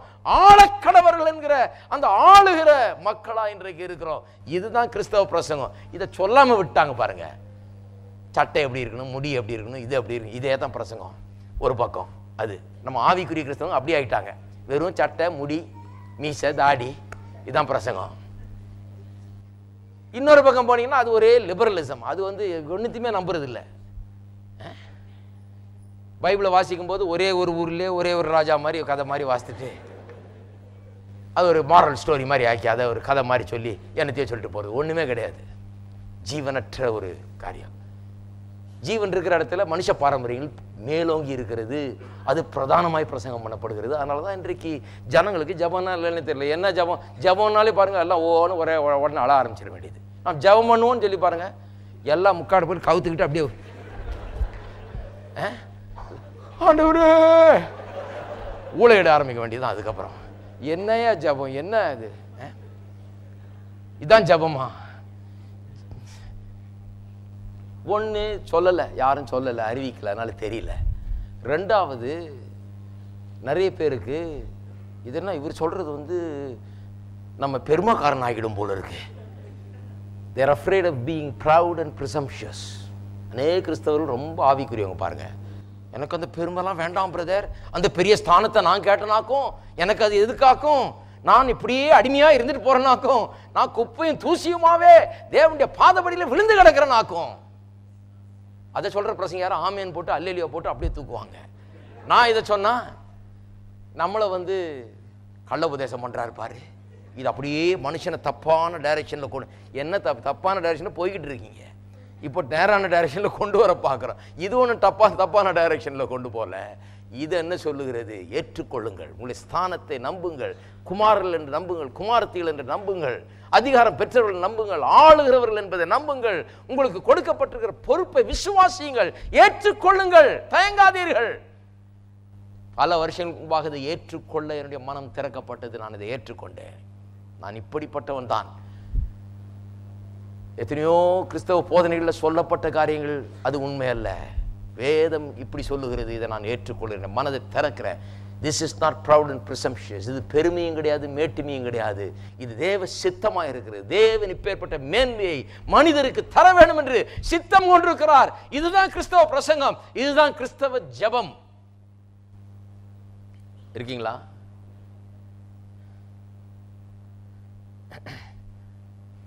புது சிருஷ்டிப்பை குறித்து யார் பிரசங்கம் பண்ண சொல்லுங்க பார்ப்போம். நீ புதிய சிருஷ்டிப்பா இருக்கிறாய், என்ன சொல்றாங்க? உன்னுடைய உள்ளத்தில் இருக்கிற இருளை பார். கொஞ்ச நேரம் எல்லாம் கண்ணை மூடுவோம், உள்ள இருக்கிற அந்த இருளை பார்ப்போம், நம்முடைய உள்ள இருக்கிற அந்தகாரத்தை பார்ப்போம், நம்முடைய உள்ள இருக்கிற அந்த பாவத்தை பார்ப்போம், அந்த அவல நிலையை பார்ப்போம், நீ எப்படி குப்பைங்கிறத பார்ப்போம், தூசிங்கிறத பார்ப்போம், நீ ஒன்றும் இல்லைங்கிறத பார்ப்போம். புது சிருஷ்டிப்பை பற்றி யார் சொல்றாங்க? கடல் கடந்து தான் போகணும். இப்போ பிரசவாகத்திலே பிரசங்கம் பண்ண நடக்குது. பிரசவாக்கத்தில் புது சிருஷ்டிப்பை குறித்து வாரம் வாரம் சொல்லிட்டு இருக்கிறோம். இங்கே புது சிருஷ்டிப்பு, புதிய உடன்படிக்கை, மனுஷருடைய ஸ்லாக்கியங்கள், அதிகாரங்கள், வல்லமைகள், உரிமைகள், விசுவாசியின் அதிகாரம், இதெல்லாம் தான் இங்கே பிரசங்கம். மனுஷருடைய பாரம்பரியத்தை இங்கே போதிக்கிறது கிடையாது. ஏனென்று சொன்னால் அது அவசியம் இல்லை. அதெல்லாம் கிறிஸ்தவ பிரசங்கம். என்ன சத்தியம்? என்ன? இயேசு பாவத்துக்கு அப்பாற்பட்டவராக இருந்தார், பாவத்தை ஜெயித்தவராக இருந்தார். மீட்பு என்னையும் அப்படி ஆக்கி இருக்கிறது, இயேசுவை போல் ஆக்கி இருக்கிறது. உண்மை என்ன? இயேசு பிசாசின் மேல் அதிகாரம் பெற்றவராய் இருந்தார், மீட்பு என்னையும் அப்படிப்பட்டவனாய் மாற்றி இருக்கிறது. சத்தியம் என்ன? இயேசு பிதாவினத்திலே சேரக்கூடிய உரிமையை பெற்றவராய் இருந்தார். தைரியமாய் அவரிடத்திலே வேண்டிக் கொள்ளக்கூடிய உரிமை அவரிடத்தில் இருந்தது. பிதாவோடு பேசினார், பிதாவோடு சஞ்சரித்தார், பிதாவோடு ஐக்கியம் கொண்டார். எனக்கும் இயேசுவின் நாமத்திலே அப்பேற்பட்ட உரிமை எனக்கும் கொடுக்கப்பட்டிருக்கிறது. நான் ஒன்றையும் செய்யறதில்லை, அவர் சொல்றதுதான் நான் செய்கிறேன். அவருடைய வார்த்தை அப்படியே நிறைவேற்றுறாரு. நான் சொல்லுகிறேன், எனக்கும் தேவனுடைய வார்த்தை கொடுக்கப்பட்டிருக்கிறது. இயேசுக்கு எப்படி தேவனுடைய சித்தம் தெரியுமோ, அவருடைய எண்ணத்தை அறிந்திருந்தாரோ, அவர் என்ன செய்கிறாருன்னு இவர் பார்த்து அதை செய்திருந்தாரோ, அதே மாதிரி என்னாலையும் செய்ய முடியும். ஆகவே இந்த உலகத்தில் நானும் இன்றைக்கு இயேசுவை போல இருக்க வேண்டும். பாவத்தை ஜெயித்தவனாக, பிசாசை மேற்கொண்டவனாக, தேவனிடத்தில் சேரும் ஸ்லாக்கியத்தை பெற்றவனாக, தேவனுடைய வார்த்தை அறிந்து தேவனுடைய சித்தத்தை இந்த உலகத்தில் செய்யக்கூடிய ஒரு ஸ்தானத்திலே மீட்பு என்னை இன்றைக்கு வைத்திருக்கிறது. இருக்கீங்களா? இதெல்லாம் விசுவாசிக்கிறீங்களா? ஒரு சில ஆமீனுக்காக கர்த்தருக்கு ஸ்தோத்திரம். மீதி பேருக்கு கர்த்தர் உதவி செய்வாராக. எத்தனை பேர் இதை விசுவாசிக்கிறீங்க? இதை நம்புகிற வரைக்கும் ஜெபம் பண்ணி பிரயோஜனம் கிடையாது. முட்டி தான் காப்பு காய்க்குமே ஒழிய கனிகள் உண்டாகாது ஜெபத்தில். இதை விசுவாசிக்க ஆரம்பியுங்கள். மீட்பை சற்று தியானித்து பார்க்க வேண்டும், மீட்பை சற்று மனதில் வைக்க வேண்டும், எண்ணி பார்க்க வேண்டும். மீட்பை குறித்து தியானம் பண்ணி பாருங்கள். கொஞ்சம் மீட்பு எப்பேற்பட்ட மேன்மை உங்களுக்கு பெற்று தந்திருக்கிறது என்பதை எண்ணி பாருங்கள். இயேசு நமக்கு ஒரு பெரிய முன்னுதாரணமாக இருக்கிறார். ஒரு வசனத்தை வாசிக்கிறேன். யோவான் 14 பாருங்க, கடகடன் டைம் போயிடுச்சு, நான் எவ்வளோ சொல்லணும்னு இருந்தேன். யோவான் 14:10 இயேசுனுடைய காரியத்தை பாருங்க. இங்கே ஒரு வசனத்தை இன்னைக்கு வெளிக்கொண்டு வந்து முடிக்கிறேன். நான் பிதாவிலும் பிதா என்னிலும் இருக்கிறதை நீ விசுவாசிக்கிறது இல்லையா? நான் உங்களுடனே சொல்லுகிற வசனங்களை என் சுயமாய் சொல்லவில்லை, என்னிடத்தில் வாசமாய் இருக்கிற பிதாவானவரே இந்த கிரியைகளை செய்து வருகிறார். நான் பிதாவிலும் பிதா என்னிலும் இருக்கிறதை நம்புங்கள், அப்படி இல்லாவிட்டாலும் என் கிரியைகள் நிமித்தம் மாவது என்னை நம்புங்கள் சொல்றார். பாருங்க, நான் ஒன்றையும் சுயமா சொல்லலை, பிதா என்ன செய்கிறாரோ அதான் சொல்லிட்டு வர்றாரு. எனக்கு சொந்தமாக ஒன்றும் இல்லை செய்யறதுக்கு, பூரணமாக அவருக்கு நான் அர்ப்பணிச்சுட்டேன், அவர் சொல்றது செய்கிறேன். மெய்யாகவே மெய்யாகவே நான் உங்களுக்கு சொல்லுகிறேன், நான் என் பிதாவினத்தில் போகிறபடியால் என்னை விசுவாசிக்கிறவன் நான் செய்கிற கிரியைகளும் தானும் செய்வான். அவர் கிரியை செய்கிற என்ன கிரியை? பிதா என்ன செய்கிறாரோ அதை தான் அவர் செய்கிறார். நல்லா கான்டெக்ஸ்ட்ல புரிஞ்சுக்கணும். நான் செய்யும் கிரியை அவனும் செய்வான். இயேசு விசுவாசிக்கிறவனுக்கு அடையாளம் என்ன? என்ன அடையாளம்னா இயேசுவை போலவே இருக்கிறான். அவன் எப்படி இருக்கிறான்? இயேசு எப்படி இருந்தார்? பிதா என்ன சொன்னாரோ அதை சொல்லிட்டு இருந்தாரு, என்ன செய்தாரோ அதே செஞ்சிட்டு இருந்தாரு. நான் பிதாவிடத்தில் போகிறேன், என்ன விசுவாசிக்கிறவன் என்ன போலவே செய்வான்றார். அதுதான் அந்த அர்த்தம். ஹலோ, இவைகளை பார்க்கலும் பெரிய கிரிகளும் செய்வான். நீங்கள் என் நாமத்தில் எதை கேட்பீர்களோ குமாரன் பிதா மகிமைப்படும்படியாக அதை செய்வேன். என் நாமத்தில் நீங்கள் எதை கேட்டாலும் அதை நான் செய்வேன். ஒரு சின்ன காரியம் நோட் பண்ணிக்கிங்க, அதோடு முடிப்போம். இன்றைக்கு அடுத்த வாரம் தொடருவோம். ரொம்ப சில மேன்மையான காரியங்களை சொல்லணும், இன்னும் அதுக்கு வரல. பரவாயில்ல, இன்னைக்கு இது ஒரு மேன்மையை காமிச்சு விட்டுறேன். இந்த 13-14 வசனங்கள், நீங்கள் என் நாமத்தில் எதை கேட்பீர்களோ குமாரன் பிதா மகிமைப்படும்படியாக அதை செய்வேன்னு சொல்றாரு. என் நாமத்தில் நீங்கள் எதை கேட்டால் நான் அதை செய்வேன்னு சொல்றாரு. எப்பவும் எப்படி வரும்னா, பிதாவினத்திலே என் நாமத்திலே பிதாவினத்திலே கேளுங்கள் அப்பொழுது அவர் செய்வார்னு தான் சொல்லுவார் எப்பவும். ஆனா இங்க மட்டும்தான் எப்படி சொல்லி இருக்கிறாரு, என் நாமத்திலே எதை கேட்பீர்களோ அதை நான் செய்வேன்னு சொல்றார். பெரிய வித்தியாசம் இங்க. இது என்னன்னா, ஏசாயா 45:11 வாஸ்தவம் இல்லையா? போன வாரம் டிமாண்ட் பண்றது, தேவனிடத்தில் கட்டளையிட சொல்லி சொல்றார். என்னுடைய கையின் கிரியைகளை குறித்து, என்னுடைய குமாரத்தை குறித்து எனக்கு கட்டளை இடுங்கன்னு சொல்றார். எதுக்கு, எப்படி கட்டளை இடலாம், கட்டளை இடக்கூடிய அதிகாரத்தை எப்படி நான் பெற்றிருக்கிறோம் என்பதை குறித்து நான் சொன்னேன் சிலது. அதே தான் இதுவும். இங்க என் நாமத்திலே நீங்கள் எதை கேட்கிறீர்களோ, இந்த கேட்கிறது என்கிறது ஏதோ பிச்சை கேட்கறது இல்ல, ஏதோ வேண்டிக் கொள்ளுகிறது இல்ல. என் நாமத்திலே நீங்கள் எதை கேட்கிறீர்களோ, அதாவது பிதாவினத்திலே என் நாமத்திலே கேளுங்க சொல்ல, என் நாமத்திலே கேளுங்கள். என் நாமத்திலே கேளுங்கன்னா in Jesus name you demand. Demand என்ற அர்த்தத்தில் சொல்லி இருக்குது இங்க. இது ஜபம் இல்ல, இது டிமாண்ட் பண்ணுகிறது. இது ஏதோ மன்றாடி வேண்டிக் கொள்றது இல்ல, டிமாண்ட் பண்ணுகிறது. சொல்லுகிறார், எதை கேட்கிறீர்களோ அதை நான் செய்வேன், பிதா குமாரனில் மகிமைப்படும்படியாக அதை செய்வேன். இங்கதான் ஜபத்தினுடைய வல்லமை பாருங்க. இதுதான் ஆளுகிறவர்களின் வல்லமை. ஜபம்னா இதுதான் பாருங்க. என்னன்னா, ஒரு மனுஷன் பிதாவினுடைய சித்தத்தை அறிந்து கொண்டு அவருடைய வார்த்தையை புரிந்து கொண்டு நோக்கத்தை புரிந்து கொண்டு பிதா என்ன செய்யறாருன்னு பார்த்து அதை இயேசுவின் நாமத்தினாலே கட்டளை இடுவது. இருக்கீங்களா? கட்டளை இடும்போது ஏன் நடக்குதுன்னா, குமாரன் பிதாவிலே மகிமைப்படும்படியாக குமாரன் அதை செய்வேன்றாரு. என் நாமத்தில் நீ கட்டளை இடு, என் நாமத்தில் டிமாண்ட் பண்ணு. அதை செய்யும் போது எனக்கு மகிழ்ச்சியா இருக்குது, பிதாவுக்கு அது மகிழ்ச்சியா இருக்குது. ஏனென்றால் அவருடைய சித்தத்தையே தான் அப்படியே கேட்கிற. நீ உன்னுடைய காரியத்தை அல்ல, உன்னுடைய விருப்பத்தை அல்ல, அவருடைய சித்தத்தை அவருடைய நோக்கத்தை அப்படியே டிமாண்ட் பண்ணுகிறாய். அதை டிமாண்ட் பண்ண அது நிச்சயமாக நடக்கும் என்று சொல்லுகிறார். என் நாமத்தில் நீங்கள் எதை கேட்டாலும் நான் அதை செய்வேன். என் நாமத்தில் என்ன டிமாண்ட் பண்றீங்களோ அதை செய்வேன்றார். இருக்கீங்களா? எத்தனை பேர் டிமாண்ட் பண்றீங்க? நிறைய பேருக்கு மறுபடியும் பயம். அது பெருமையா, டிமாண்ட்லாம் பண்ணக்கூடாது ஆண்டவர்கிட்ட. கெஞ்சி கேட்கிறோம் ஆண்டவரே, இப்படிதான் ஜெபம் பண்ணுவாங்க சிலர். கர்த்தர் சொல்றாரு, நீ கெஞ்சி கேட்கறது இருக்கட்டும், உன்னை நான் பாராட்ட முடியாது. ஏனென்றால் உனக்கு கொடுத்திருக்கிற அந்தஸ்தையும் மரியாதையும் நீ புரிந்து கொள்ளவில்லை. நான் இவ்வளவு செஞ்சிருக்கிற, பரலோகத்திலிருந்து என் குமாரன் அனுப்பி பாதாளம் வரைக்கும் அனுப்பி எல்லாம் பண்ணியிருக்கிறேன், உனக்கு அந்தஸ்தை பெற்று தந்திருக்கிறேன். அதை பற்றி கொஞ்சம் கூட சட்டை பண்ணாம அதை அலட்சியம் பண்ணிட்டு நான் கெஞ்சி கேட்கிறேன்னா முதல்ல போய் இதை விளங்கிட்டு வாங்குறார் கர்த்தர். கெஞ்சி கேட்க வேண்டாம், உரிமையோட கேட்க வேண்டும். அதான் ஜெபம். கெஞ்சி கேட்கிறது இல்லை, கட்டளையிட்டு கேட்க வேண்டும். அதான் ஜெபம். ஜெபம் என்கிறது தான் சொன்ன பார்த்தீங்களா? மீட்டவர் என்ன பண்ணாரு, நம்மளை பாவத்திலிருந்து மீட்டு பாவத்தை கழுவி அப்படியே விட்டுறல, ஏதோ பரலோகம் போங்கன்னு வேதவசனம் சொல்லுகிறது. எபேசியர் 2:6 கிறிஸ்துவ என்ன பண்ணாராம், உயர்த்தி அவரோடு கூட உன்னதங்களிலே உட்கார வைத்திருக்கிறார். வேதவசனம் சொல்லுது, நம்மையும் அவரோடு கூட உட்கார வச்சிருக்கிறார். இப்போ எங்கே உட்கார்ந்துருக்கிறீங்க? எங்கே உட்கார்ந்துருக்கிறீங்கன்றத கொஞ்சம் தியானிச்சு பார்த்துட்டு தான் ஜெபம் பண்ணணும். ஜெபம் பண்ணும்போது சும்மா அப்படியே ஜெபம் பண்ணக்கூடாது. நாம் எங்கே இருக்கிறோம்? நல்லா சொல்றேன் கவனிங்க. பூமியிலே மண்டிட்டு மன்றாடி கொண்டு இல்ல, தேவனுடைய வலது பாரசத்திலே கிறிஸ்து இயேசுவோடு கூட உட்கார்ந்து கொண்டு பிதாவாகி தேவனோடு கூட பேசிக் கொண்டிருக்கிறோம். இருக்கிறீங்களா?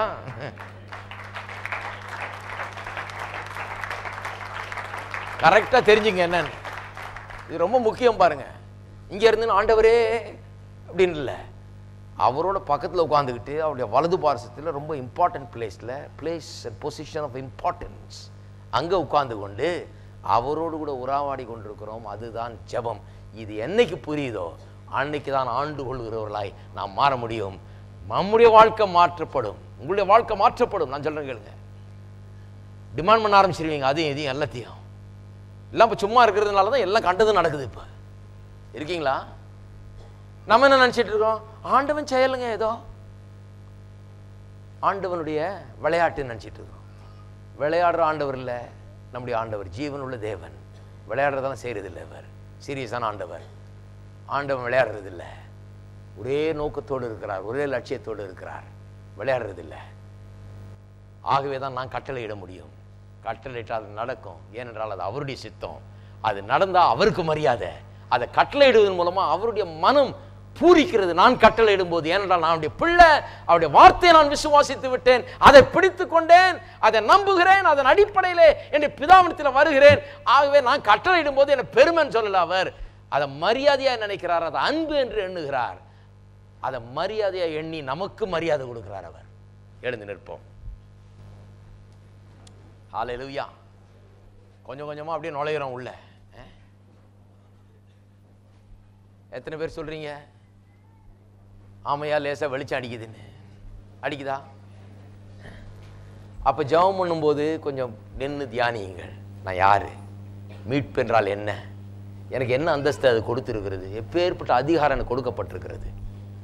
எங்கே இருக்கிறேன்? பூமியில மன்றாடி பிச்சை கேட்டுல, உன்னதங்களில் அவரோடு கூட வலது பார்சத்திலே உட்காந்து ஜெபம் பண்ணதுக்கு முன்னால் ஒரு தடவை அதை சொல்லிட்டு பண்ணுங்க பார்ப்போம். பூமியில மண்டிட்டு பிச்சை கேட்டு கொண்டு இல்லை, உன்னதங்களில் அவரோடு கூட உட்கார்ந்து கொண்டிருக்கிறேன். அதுதான். அப்படி ஆரம்பிச்சிங்கன்னா ஜெபமே ஒரு பெரிய ஒரு அற்புதமான ஜெபமாக இருக்கும். ஜெபம் பண்ண கற்றுக்கிறவங்க அப்படி ஜெபம் பண்ணுறவங்கள பார்த்து கற்றுக்குங்க. எல்லா இடத்துலையும் போய் அவர் இப்படி ஜெபம் பண்ணாருங்க, அவர் இப்படி ஓன்னு கதறினார், நான் இப்படி அதே மாதிரி ஓன்னு கதறேன், அவர் இப்படி கண்ணீர் விட்டார் அதனால் நான் அப்படி கண்ணீர் விடுறேன், அவர் இப்படி முழங்கால் போட்டார் அதனால் நான் இப்படி முழங்கால் போடுறேன், அவர் இப்படி பண்ணாருங்க. அப்படி சர்க்கஸ் எல்லாம் கற்றுக்க வேணாம். பாயிண்ட்டை கற்றுங்க. என்னன்னு என்ன? உன்னதங்களில் அவரோடு கூட வலது பார்சத்தில் உட்கார்ந்து இருக்கிறேன். அதுதான் மீட்பு. அதுதான் ஜெபத்தில் எனக்கு கொடுக்கப்பட்டிருக்கிற இடம். பூமியில் கெஞ்சி மன்றாடி கெடான்னு சொல்லி விட்டு போல தூக்கி அவரோட உட்கார வச்சுட்டு இப்போ பேசுன்னு சொல்லிட்டு போயிருக்காரு. ஹலோ, எல்லாரும் கரைகளை உயர்த்தி நாம் கர்த்தரை ஸ்தோத்திரிப்போம், துதிப்போம். கர்த்தரை நமக்கு கொடுக்கப்பட்ட பெரிய அந்தஸ்து மரியாதைக்காக கர்த்தரை ஸ்தோத்திரிப்போம். கிறிஸ்துவின் மூலமாய் தேவன் கொடுத்திருக்கிற மாபெரும் அந்தஸ்துக்காக கர்த்தரை ஸ்தோத்திரிப்போம். ஹல்லேலூயா, ஹல்லேலூயா.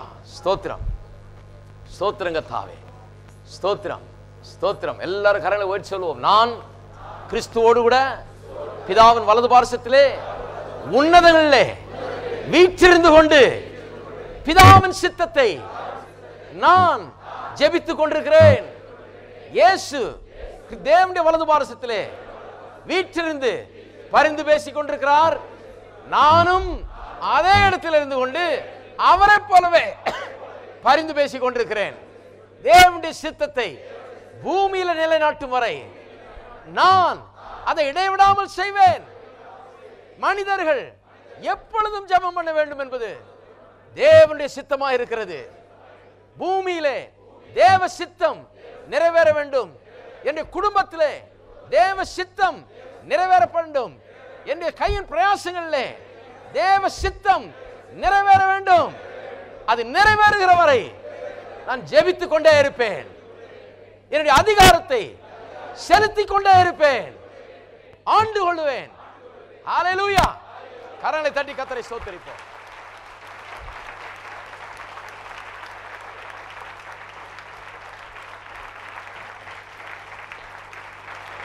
Oh, hallelujah. Praise you, Jesus. எங்கள் அன்பின் பிதாவே, கர்த்தராகிய இயேசுவின் நாமத்தில் மண்டியில் வருகிறோம், துதிக்கிறோம், ஸ்தோத்திரிக்கிறோம். எங்கள் உள்ளம் வியப்பால் ஆழ்ந்திருக்கிறது. எப்பேற்பட்ட மேன்மை எங்களுக்கு தந்திருக்கிறீர். ஜெபம் எப்பேற்பட்ட ஒரு ஸ்லாக்கியம் என்பதை எண்ணி பார்க்கிறோம். எப்பேற்பட்ட மேன்மையான நேரம் ஜெப நேரம் என்பதை எண்ணி பார்க்கிறோம். மோடு கை கோர்த்து வேலை செய்வது ஆண்டு கொள்ளுகிற ஒரு நேரம், அதிகாரத்தை செலுத்துகிற நேரம், பிச்சை கேட்கிற நேரம் அல்ல, கெஞ்சுகிற நேரம் அல்ல, ஆண்டு கொண்டு அதிகாரத்தை செலுத்துகிற நேரமாக இருக்கிறதே. இதை ஒவ்வொரு மனமும் புரிந்து கொள்ளட்டும்.